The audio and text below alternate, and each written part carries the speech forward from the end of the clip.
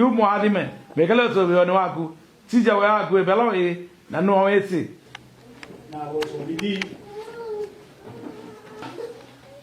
tabi atumo ne nako rendi ekwa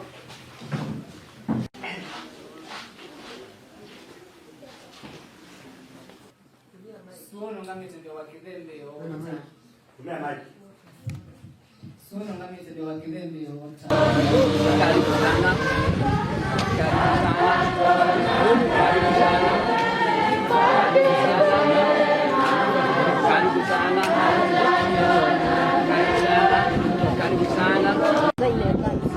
Karibu sana. Karibu sana.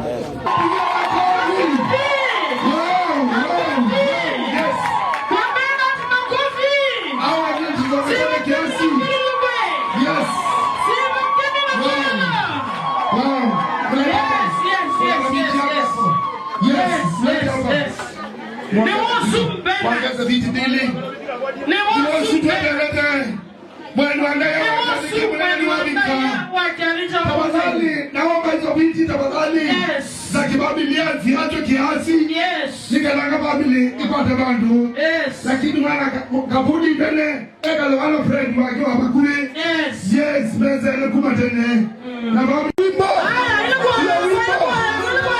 waka hiyo yes yes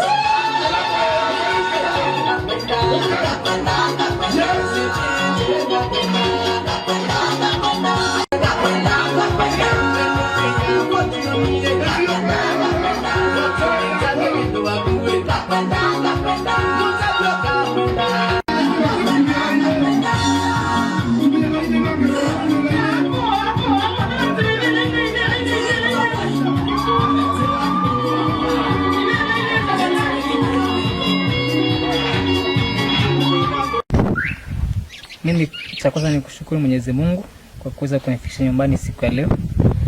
Hii ndio mara ya kwanza kukanyanga huku tangu niachiliwe tarehe 6 mwezi wa kwanza. Na niseme kwamba nimefurahi sana kuungana na watu huku nyumbani kwa sababu niliweza kuteseka sana na wakaniombea. Kwa hivyo nasema kwamba nawashukuru wote ambao waliniombea, wakanishika mkono katika maombi, wakasimama nami. Mamangu akiwa hapa, ndugu zangu, wale wengine, familia na watu wa eneo hili la Mwingi North na Kitui jumla na Wakenya wote. Hivyo nasema ni asante. Mungu aendelee kutuongoza. Ndipitie mambo mengi sana ambayo ningependa kuzungumza, lakini kwa sababu ya vile vitu ambavyo vinaendelea mahakamani sitaki kuhujumu court process.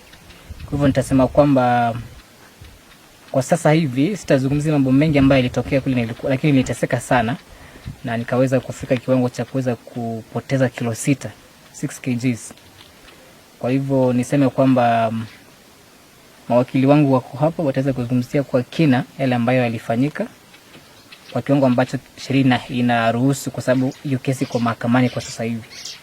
Kwa hivyo niwashukuru Wakenya wote kutoka maeneo mbalimbali kwa kunishika mkono, kuniombea, na vile vile niwaulize Wakenya bado waendelee kuombea wale ambao wajaachiliwa, kwa sababu sisi wote ni watoto wa Mungu na tunahitaji kuombeana kila wakati, kwa sababu mimi si special sana kuliko wale wengine. Asanteni sana. Nafasi nishukuru Mwenyezi Mungu kwa mahali ametufikisha.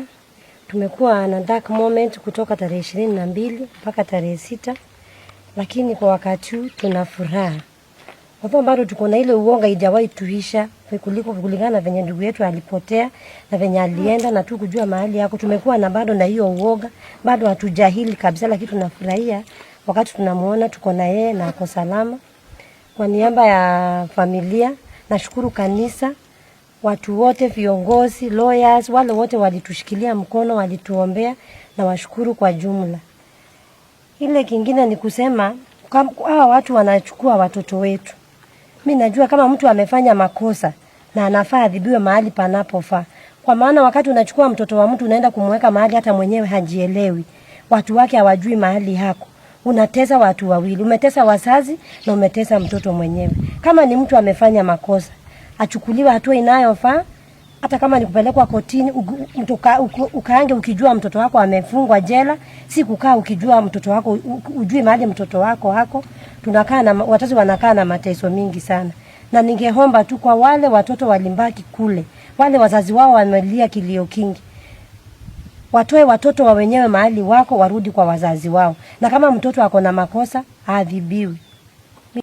Asante. Kwa kweli kulingana na usemi wa Bwana Bernard Kavuli, mahali ambapo alienda kuwekwa mahali pa pili, mahali ambapo pengine alikaa pale kwa muda wa takriban siku 10, pale kulikuwa na watu wengine, watu pengine takriban watu 30 ambao wamefungiwa pale.